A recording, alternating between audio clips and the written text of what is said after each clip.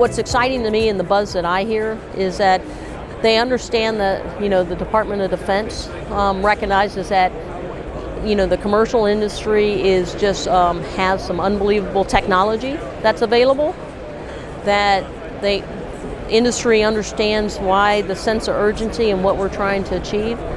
And then on top of that, the fact that they see that it's an entire department. I mean, if you listen to some of the panels, we all kind of are saying we need to get after common standards, common data, common terrain, and open architecture.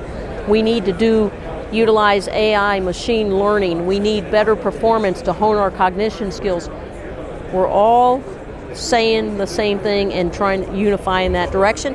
And the buzz out here is that our industry partners are all working in that space, understanding that this is going to be very important to providing the best capability to our soldiers, airmen, Marines, Coast Guardians, and Navy personnel, because it's important to protect our nation. To me, that's the buzz I see around here.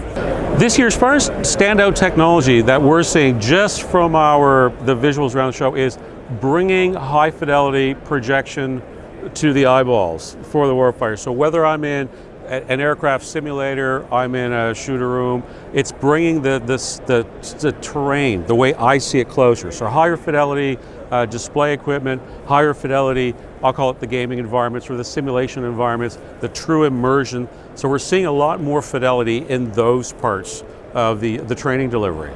I think one of the things that's really exciting is we're starting to see things like directed energy start to come in. We're starting to see some simulations around directed energy today on the showroom floor. We're also seeing a lot of peripheral integration. We can see here at the Booz Allen demo where we have integrated M4 simulated rifles. That's not necessarily new, but we're also integrating the actual counter-IED devices, whether it be the Minehound or the Sears. You're starting to see a lot of that peripheral integration inside the simulations. And in the past, we weren't able to do that. It was very difficult to do. You couldn't take a real-world piece of equipment and integrate it into a simulation very seamlessly. Today we can, because with VR tracking, we can pretty much attach that puck on any sort of device, and as long as you've got the right studio backing you up, you can then represent that equipment, that piece of equipment, inside the simulated environment. So that's really exciting. I think we're going to start to see more of that at a more kind of a commodity clip than it has been in the past. I'm seeing multi-domain operations kind of everywhere on the floor, which is good. It indicates the industry is tracking with DoD's push toward MDO in the future,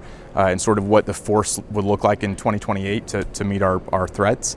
And what that means in the training domain is still being determined. As you walk around, it's like everyone has a slightly different idea of what the training impact is to how to get the military to multi-domain operations and full capability. And then kind of back to the start, things like cognitive enhancement, right? Cognitive performance, figuring out how to help warfighters, think better as they're in operations, and what the impact that is, what the impact is on the training environment as well. I think fundamentally two things: big data, AI, which is one thing, and the other thing is immersive environment. This is the trend.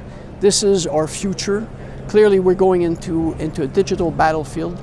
So why would our training environment be any different? It needs to be digitalized.